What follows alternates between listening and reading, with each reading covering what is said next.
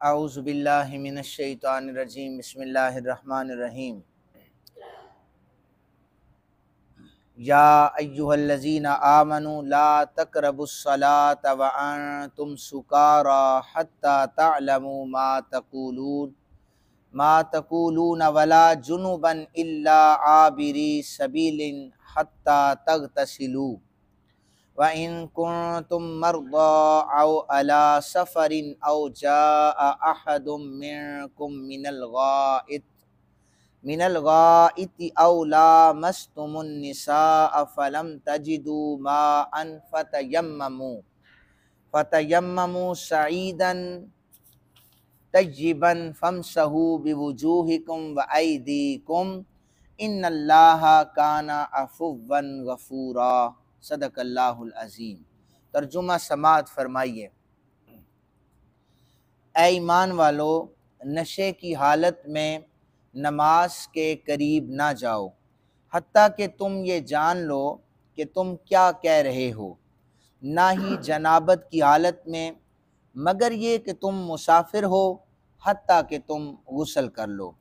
اگر تم بیمار ہو یا سفر میں ہو یا تم میں سے کوئی شخص قضائے حاجت کر کے آئے یا تم نے عورتوں سے مقاربت کی ہو، پھر تم پانی نہ پاؤ تو تم پاک مٹی سے تیمم کر لو، سو تم اپنے چہروں اپنے ہاتھوں پر مسح کرو، بے شک اللہ نہایت معاف کرنے والا بہت بخشنے والا ہے۔ یہ ان آیات کا ترجمہ ہے، اور ابھی شراب کی حرمت کا قرآن پاک میں اعلان نہیں ہوا تھا، تو اس حوالے سے امام حاکم نیشا پوری رحمۃ اللہ تعالی علیہ آپ روایت کرتے ہیں کہ ایک شخص کو امام بنا دیا گیا تو اس نے قرات میں کچھ غلطیاں کر لی۔ اس وقت یہ آیت نازل ہو گئی کہ نشے کی حالت میں نماز کے قریب نہ جاؤ۔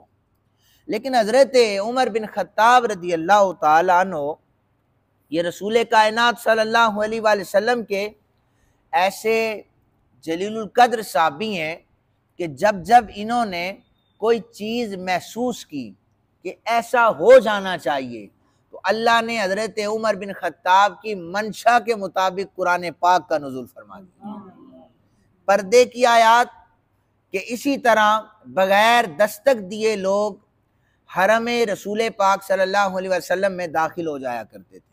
حضرت عمر بن خطاب رضی اللہ تعالیٰ عنہ نے دیکھا کہ رسول کائنات صلی اللہ علیہ وسلم کے گھر کا ادب ہے تو ڈائریکٹ نہیں آنا چاہیے، ادب کا تقاضا ہے، تو پردے کے بارے میں آیت نازل ہو گئی۔ تو آپ بار بار یہ کہتے تھے کہ شراب جو ہے وہ نجس ہے، ناپاک ہے، حرام ہے، تو اس وقت تو حرمت نہیں نازل ہوئی تھی لیکن بری لگتی تھی، اسے اسلام سے پہلے بھی ناپسند، چونکہ دماغ معوف ہو جاتا تھا، بہن کی، بیٹی کی، ماں کی عزت کا کوئی خیال نہیں رہتا تھا، دماغ جو ہے وہ سیدھا سوچنا سیدھا بولنا بھول جاتا تھا۔ عمر بن خطاب رضی اللہ تعالیٰ عنہ اکثر و بیشتر سوچتے رہتے تھے اور خواہش کرتے تھے کہ مالک اس کی حرمت نازل ہو جائے، اسے حرام کیا جائے۔ تو قرآن پاک میں شراب کی حرمت کا واضح طور پر اعلان آ گیا اس آیہ مبارکہ کے بعد کہ مطلقاً شراب کو حرام قرار دیا گیا ہے۔ یہ حضرت عمر بن خطاب رضی اللہ تعالیٰ عنہ کی منشا تھی اس میں۔ پھر آیہ مقدسہ ہے کہ حالت جنابت میں، اور میں ترجمہ کرتا ہوں، اگر تم بیمار ہو یا سفر میں ہو یا تم میں سے کوئی شخص قضائے حاجت کر کے آئے یا تم نے عورتوں سے مقاربت کی ہو، پھر تم پانی نہ پاؤ تو پاک مٹی سے تیمم کر لو، سو اپنے چہروں اور ہاتھوں کا مسح کرو۔ امام مسلم نے اس کی تفسیر لکھی ہے اس آیہ مبارکہ کی کہ یہ جتنی بھی چیزیں ہیں ان کے بعد فرمایا کہ تیمم کر لو۔ تیمم کی آیت کب نازل ہوئی؟ حضرت ابوبکر صدیق رضی اللہ تعالیٰ عنہ، ویسے بھی امت پر ان کے احسان ہیں اور یہاں پر بھی حضرت ابوبکر صدیق رضی اللہ تعالیٰ عنہ کے گھرانے کا احسان ہے ہم پر۔ وہ کیسے؟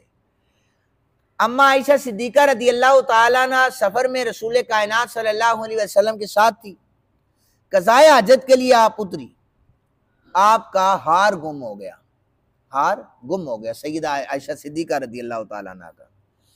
تو صحابہ کرام نے حال جب قافلہ چلنے لگا نا تو اس وقت سیدہ پاک کا ہار نہیں تھا، کافی تلاش کی، ہار نہیں ملا۔ صحابہ کرام نہ گئے حضرت ابوبکر پاک کے پاس، کہنے لگے آپ کی وجہ سے سفر میں ہم لیٹ ہو رہے ہیں، آپ کی وجہ سے نماز دیر سے ہو رہی ہے۔ ظاہرہ حضرت عائشہ بیٹی تھی، حضرت ابوبکر پاک جب گئے نا غصے میں سیدہ عائشہ پاک کے پاس، اپنی بیٹی کے پاس، تو حضور حضرت عائشہ صدیقہ رضی اللہ تعالیٰ عنہ کی گود میں سر رکھ کر آرام فرما رہے تھے، اور حضرت عائشہ پاک سکون سے بیٹھی ہوئی تھی، پریشان تھی۔ سیدنا ابوبکر پاک نے جا کر نا اپنا مکہ بنا کر حضرت عائشہ صدیقہ کو اس طرح کر کے نا آپ نے کہا تیری وجہ سے آج رسول اللہ پریشان ہے، تیری وجہ سے صحابہ کرام دیر ہو رہی ہے، نماز میں انہیں دیر ہو رہی ہے، اس طرح کر کے چوکے دیے حضرت ابوبکر پاک نے، ان کی بیٹی تھی۔ تو لیکن ایک اسید بن عزیر، انہوں نے تو اس منظر کو دیکھ کر کہا ابوبکر یہ کوئی آپ کی پہلی برکت نہیں ہے، وہ زمانے جو وہ حالات کو بھانپ چکے تھے۔ حضرت عائشہ صدیقہ رضی اللہ تعالیٰ عنہ ہار جب تلاش کیا، اب نماز کا وقت آ گیا، پانی نہیں تھا، نہ ہی رستے میں پانی ہے اور نہ ہی کسی صحابہ کرام کے برتن میں پانی ہے، کسی کے پاس پانی نہیں۔ اتنے میں آیت تیمم نازل ہو گئی۔ یہ امت پہ احسان ہے، ہار کا گم ہونا کسی حکمت سے خالی نہیں تھا، آیت تیمم کا نازل ہونا تھا کہ جب امت مشکلات میں پڑے گی، جب کبھی پانی میسر نہ ہوگا تو پھر امت کیا کرے گی؟ تو امت کو تیمم کا طریقہ اللہ تعالیٰ نے بتانا تھا، اس لیے عائشہ پاک کا ہار کو گما دیا۔ یہ احسان ہے حضرت ابوبکر صدیق رضی اللہ تعالیٰ عنہ کا۔ تو اب ہار کہاں سے ملا؟ جب حضرت ام المومنین کی اونٹنی اٹھی تو ساری جگہوں پر ہار تلاش کر رہے تھے، اونٹنی کے نیچے ہی ہار پڑا ہوا تھا، پھر ملا تو وہیں سے ملا، لیکن ڈھونڈا اس لیے، دیر اس لیے ہوئی کہ آیت تیمم نازل ہو جائے۔ دیکھیں صحابہ کرام میں اختلافات ہوتے تھے تو وہ ایک دوسرے کے خلاف رسالے نہیں لکھتے تھے، ایک دوسرے کو برا بلا نہیں کہتے تھے۔ اختلاف سنیے گا، امام مسلم بیان کرتے ہیں تیمم کے بارے میں، اگر کوئی شخص جنبی ہو، کوئی شخص بیوی سے مقاربت کر کے آتا ہے یا احتلام اسے ہو جاتا ہے، تو ایسی صورت میں جمہور صحابہ کا موقف یہ ہے کہ تیمم اگر کر لے تو پانی نہ ہو، تیمم کر لے تو نماز ہو جاتی ہے۔ دو صحابہ ایسے 1,24,000 صحابہ میں سے صرف 2 صحابی ہیں جن کا موقف اس سے تبدیل ہے، اور تبدیل تھا، روایات میں آتا ہے بعد میں انہوں نے رجوع بھی کر لیا تھا۔ ایک صحابی ہیں حضرت عمر بن خطاب رضی اللہ تعالیٰ عنہ، ایک صحابی ہیں حضرت عبداللہ بن مسعود رضی اللہ تعالیٰ عنہ۔ ان دونوں کا موقف ہے کہ اگر حالت جنبی جنابت کی حالت میں ہو تو غسل کے بغیر نماز نہیں ہوتی، تیمم اگر کوئی کر کے پڑھے گا تو نماز نہیں ہوگی، غسل کرے گا تو نماز ہوگی۔ باقی جتنے بھی صحابی ہیں انہوں نے کہا کہ نہیں ہو جاتی ہے۔ اب دلیلیں سنیے گا، حضرت عمر بن خطاب رضی اللہ تعالیٰ عنہ کے پاس ایک شخص آیا، کہنے لگا میں جنبی ہوں، مجھے پانی نہیں مل سکا۔ حضرت فاروق اعظم رضی اللہ تعالیٰ عنہ نے فرمایا نماز مت پڑھنا جب تک تمہیں پانی نہ ملے۔ حضرت عمار پاس کھڑے تھے، کہنے لگے امیر المومنین آپ کو یاد نہیں ہے کہ جب میں اور آپ ایک سفر میں تھے، ہم دونوں کو احتلام ہو گیا تھا، ہمیں پانی نہیں ملا تھا، آپ نے نماز نہیں پڑھی تھی، لیکن میں نے زمین کو دیکھا، زمین پر میں اسی طرح جانور جیسے زمین میں مٹی میں کلا بازیاں کھاتے ہیں، تو میں اسی طرح مٹی میں لوٹ پوٹ ہونے لگ گیا، یہ پورے جسم میں نے مٹی مل لی، تو مٹی پاک کرتی ہے۔ تو میں نے اس کے بعد نماز پڑھ لی تھی، ہم دونوں حضور کے پاس گئے تھے، تو میں نے آ کر عرض کی تھی یا رسول اللہ صلی اللہ علیہ وسلم حضرت عمر بن خطاب نے نماز نہیں پڑھی لیکن میں نے پڑھ لی ہے۔ تو حضور نے فرمایا تھا کہ تمہارے لیے تو اتنا کافی تھا کہ اسی مٹی میں ہاتھ مار کر پھونک مارتے، اپنے چہرے کا بھی مسح کرتے، اپنے ہاتھوں کا بھی مسح کر لیتے، تو تمہاری نماز تو ہو گئی ہے۔ تو حضرت عمار نے نماز پڑھی۔ حضرت عمر بن خطاب نے کہا کہ اس حدیث پاک کی سند کا بھار میں عمار تم پر ڈالتا ہوں، تم جانو اور یہ حدیث مبارکہ جانے۔ دوسری روایت عبداللہ بن مسعود رضی اللہ تعالیٰ عنہ کہتے ہیں کہ ابو موسیٰ اشعری یہ بھی تیمم کے یعنی جنبی حالت میں تیمم کے خلاف ہے نماز۔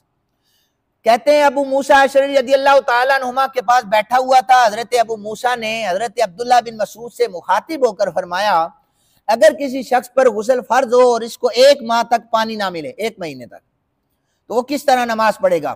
عبداللہ بن مسعود رضی اللہ تعالیٰ عنہ نے فرمایا وہ شخص تیمم نہیں کرے گا چاہے وہ 1 مہینے تک پانی کا انتظار کرے۔ ابو موسیٰ کہنے لگے پھر آپ بتائیں سورہ مائدہ میں جو آیت موجود ہے فَلَمْ تَجِدُوا مَاءً فَتَيَمَّمُوا صَعِيدًا طَيِّبًا، جب تمہیں پانی نہ مل سکے تو پاک مٹی سے تیمم کر لو۔ حضرت عبداللہ بن مسعود نے فرمایا مجھے خدشہ ہے کہ اگر اس آیت کی بنا پر لوگوں کو تیمم کی اجازت دے دی گئی نا تو ذرا سا پانی ٹھنڈا ملا پھر بھی تیمم کر لیں گے، وہ سختی کرتے تھے، کہا تیمم کی ضرورت نہیں ہے۔ اب حضرت ابو موسیٰ اشعری نے قرآن پاک کی آیت پڑھی تو خدشہ جو تھا وہ حضرت عبداللہ بن مسعود کا ٹھیک تھا۔ تیسری دلیل سنیے جو تیمم کے حق میں ہے، ایک حضرت ابو موسیٰ اشعری کی آیت میں نے پڑھ لی ہے، دوسری ہے عبداللہ بن عمر، وہ میں نے سیرت پاک میں ایک واقعہ سنایا تھا۔ رات سردی کی حالت میں انہیں احتلام ہو گیا تھا تو انہوں نے صبح تیمم کر کے نماز فجر پڑھا دی تھی، اور صحابہ کرام کی 250 صحابہ کرام سے زیادہ جماعت نے حضرت عمر بن عاص کے پیچھے نماز پڑھی تھی، 250 صحابہ نے، اور نماز پڑھ لینے کے بعد بھی خیال تھا کہ اب رسول اللہ صلی اللہ علیہ وسلم کو شکایت بھی لگائیں گے، نماز بھی پڑھی شکایت بھی لگائیں گے۔ شکایت حضور کی بارگاہ میں پیش کی، حضور نے فرمایا عمر بن عاص تمہارے پاس اس کا کوئی جواب ہے؟ تو حضرت عمر بن عاص نے آیت پڑھی کہ تم اپنے نفسوں کو قتل نہ کرو یا اپنے نفسوں کو نقصان نہ پہنچاؤ۔ تو یا رسول اللہ سردی اتنی زیادہ تھی کہ بیٹھا نہیں جاتا تھا، میں غسل کرتا تو جان جانے کا خطرہ تھا، اس لیے میں نے تیمم کیا۔ حضور مسکرائے، آپ نے ملامت نہیں کیا، آپ نے فرمایا ٹھیک کیا ہے۔ تو حضرت عبداللہ بن مسعود اور حضرت عمر بن خطاب رضی اللہ تعالیٰ عنہ کا رجوع بعد میں موجود ہے۔ بہرحال 1,24,000 صحابہ کرام میں سے باقی سارے تیمم کے قائل ہیں، اگر کسی کو پانی میسر نہیں آتا تو وہ ایسی صورت میں تیمم کر سکتا ہے۔ اللہ تعالیٰ سے دعا ہے اللہ تعالیٰ میں قرآن حکیم سمجھنے کی توفیق عطا فرمائے۔ وما علینا الا البلاغ۔